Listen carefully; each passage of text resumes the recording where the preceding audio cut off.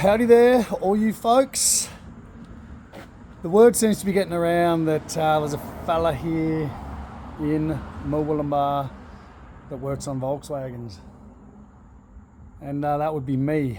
I keep getting approached by people to have a look at their cars that they can't get running and all this kind of stuff. Anyway, this little project here rocked up yesterday. The fella bought it, and I got to say, he got it for a fairly good price, but it wasn't running. Didn't run. And brought it to me, and I've been jigging around with it for a couple of hours, and I got it running. Amazing. Basically, I think it was the fault of the 009, or like the electronic distributor. I don't know, you can just get bad ones of them, and I put another one in it and it seemed like it was a bad one too. I went back to the old points system, and now she runs. Look, I'm going to flip you around. I'll give you a quick look at this thing. So this is, I mean, you know, she's a pretty looking thing. It's, you know, something I probably would have built when I was a little younger, maybe. This thing's like, it's a super. It's got the big wide fiberglass guards on it. You know, she's a racing super with a strong running 1600, as they say. She is now, anyway. The wildest thing about this car is, you know, all them switches, which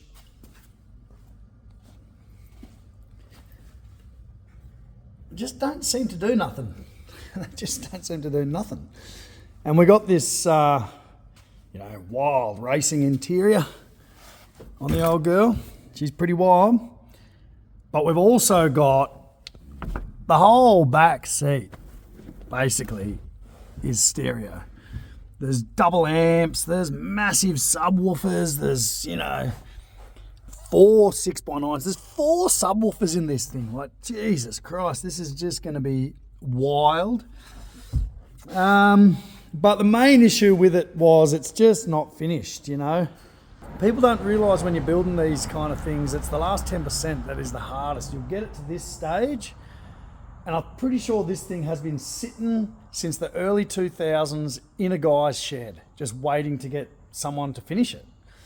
Anyway, this fella that I know, he bought it, and here it is. So, first we thought it was a carb issue. Thought it was just getting no fuel. I mean, that's the colour of the fuel that came out of it. It's not good. It was like, it just smells like varnish.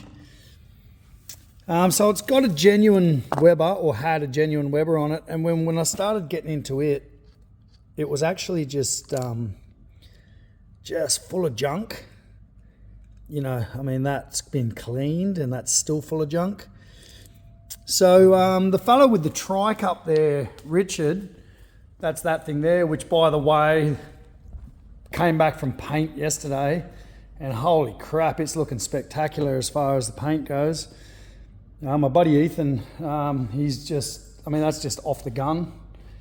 He's just, he's very good with what he does. So it's kind of going back together. Side note. Anyway, Richard, he had bought what he thought was the right carb for this bike.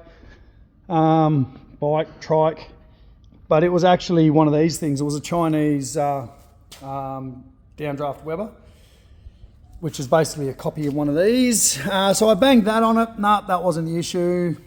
I've gone through, where are they? That pile of distributors trying to get something to work. Ended up banging that 009. I kind of put a new condenser on it, and boom, she just fired straight up. So that's good news. You can see, you know, she's leaking. Another thing I got to fix, had no fuel pump on it. You wait till you see the size of this fuel pump that I'm going to rip out of it. Anyway, so the first things first, this Weber is going to go back on it. So I'm just going to pull it apart, put it in the ultrasonic cleaner, and get it back up to running good. We'll rip that thing off and put it back in a box, because it was set up with this thing. So, hey, let's get into it. Alrighty, so first things first, we got the thing running. Probably didn't show you that, but I will show you that.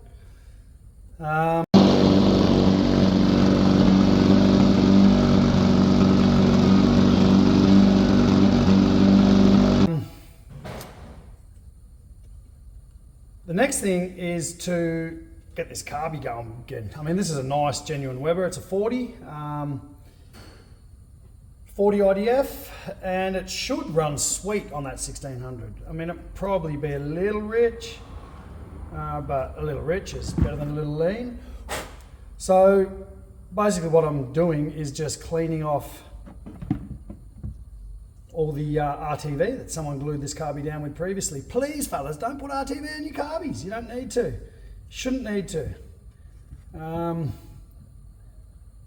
RTV generally isn't fuel resistant either, so you know, you're kind of just asking for trouble. And there's heaps of little kind of galleries in the bottoms of these carbs for different purposes, and if you block them up, well, you could be causing the thing to not run properly just from gluing, you know, gluing things shut. Like it's not a good idea, so let's not do that. Anyway, so what I'm just going to do, I'll just clean this thing up, I'll disassemble it, and I'll put it back together, and we'll see how it runs with that on it.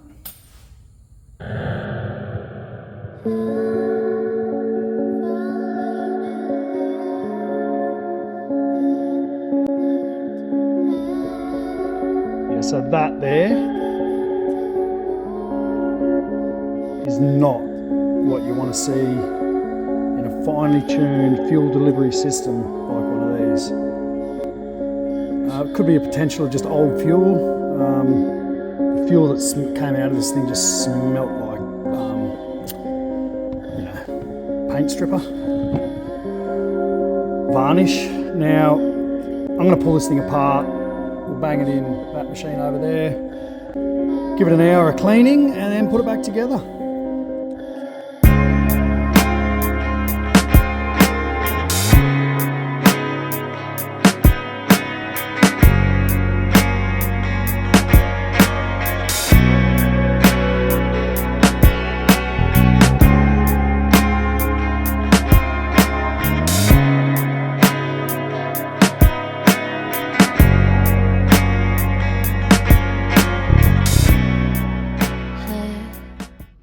Well, that looks a lot better.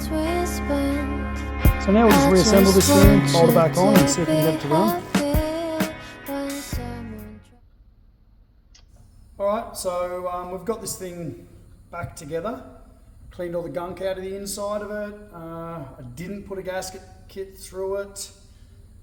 You know, nothing broke or tore. I didn't put a new squirter, like a pump in there. It all seemed okay. I'm just going to gamble and hopefully I don't have to do that. I'll do a base setting on the air fuel mixture, so we'll just wind that in until it gently seats, and we'll go 1, 1/2, 1, 1/2, 2. It's kind of usually a rough idea, so 1/2, 1, 1/2, 2. The idle control, we'll just basically until it seats, and then probably we'll just go a full turn for now. Let that kind of do its thing. Well, let's go bolt this thing back in the car, and hopefully, boom, she just cracks off and runs like a champ. Now, a couple of you may be asking why would I remove this brand new looking carby and replace it with, you know, one that doesn't look as new or upside down. Two reasons really. One is that's made in China, and this is a genuine Weber. So although the Chinese ones have come a long way, look, let's be realistic here, they're just not as good a quality as the Webers. So I'm going to bang the Weber back on because I've got it, and take the Chinese one off. Right, we'll slip this Chinese junk off. And we'll hang on to it. We're not abandoning this carby. It's not necessarily a bad carburetor. Alright, so that, if we get that sucker back on there.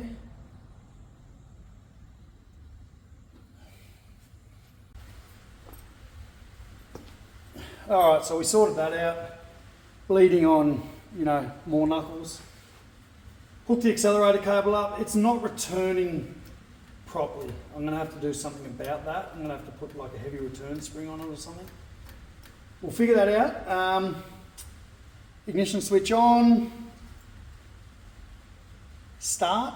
I've busted the start button on my Lone Wolf starter. So I'm just going to give it a crack. I know I've got a fair bit of timing in this, but hey, let's just see what it does. Ooh, promising.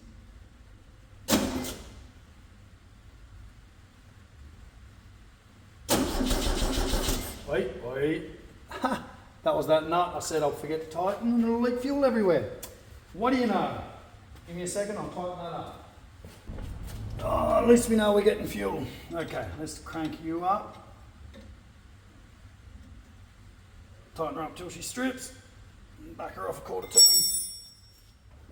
Alrighty.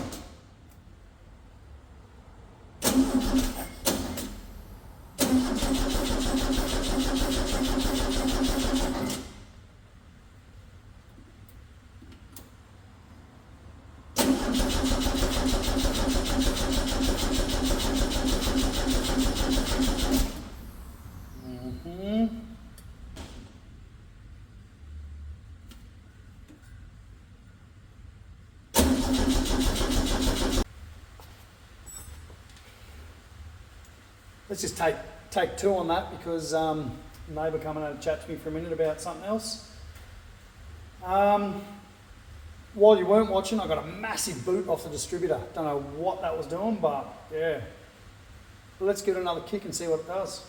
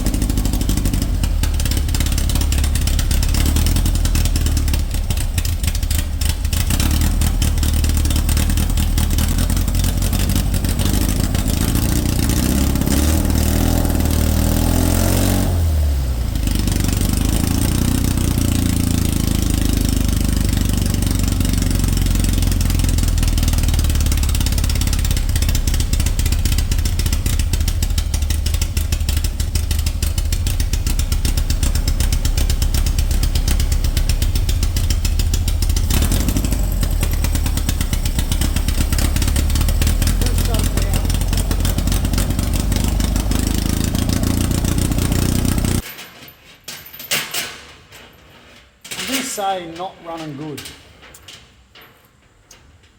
Running, but not running good. Timing, yes, definitely.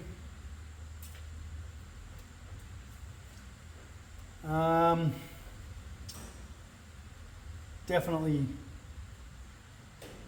I'll get a timing light. Look, I was going to put a different distributor in this anyway.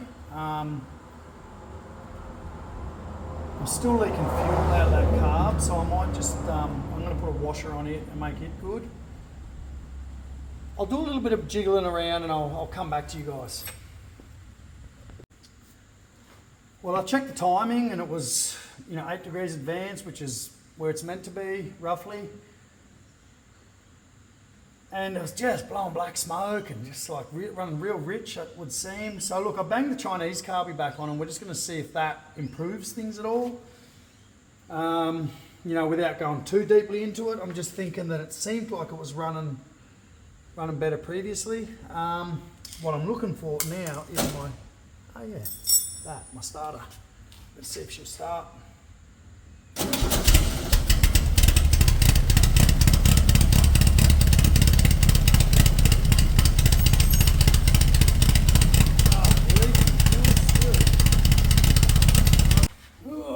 Okay. Take 27.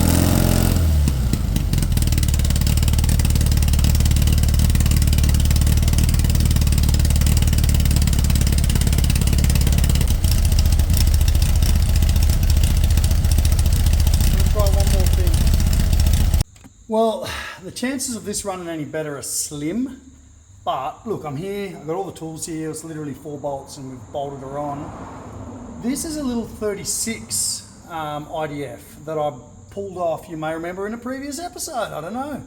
I pulled them off Alfa Romeo that I scored a bunch of carbies off. I haven't tried these on anything. The chances of this actually barking are very slim. I haven't cleaned the carby, it's just been in an Alfa Romeo for 50 million years and I've just bolted it straight onto this. So ignition's on. If I put a spark right there, that would be bad. That's a big puddle of fuel. This is my starter. See what it does. That was just the old fuel, I reckon.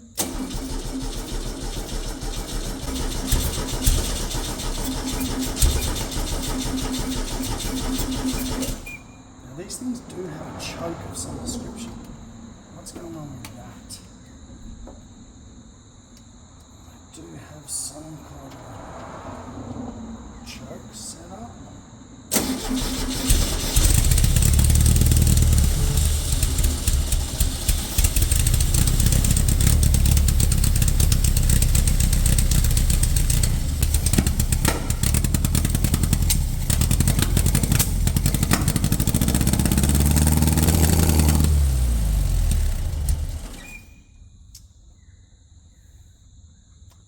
Not good.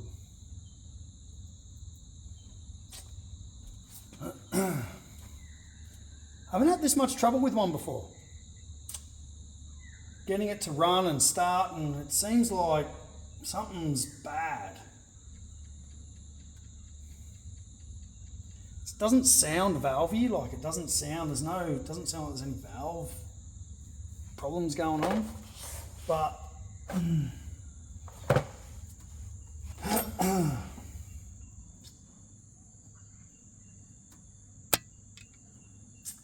I'm a little stumped on this one. I think I'm going to leave it at that. I'll let this thing just sit with me for a bit. I mean, it's probably a carb issue. I thought it was just that, like, it was kind of running before pretty good, but it was just popping and banging, and I thought, it's not timing. I've been kind of playing with that. It seemed to run better on the Chinese carb than it did on, so I was thinking then maybe it was just over carbed, like too much fuel. I would have thought a 40 would have been okay on a 1600. Look, if any of you guys know what's going on, hey, shoot us a message. I'm a little stumped right now. Not that I haven't not going to be able to figure it out. I will figure it out somehow eventually. Maybe you guys can save me some time. Anyway, thanks for watching. Please let me know if you know what's going on. I'll catch up with you next time.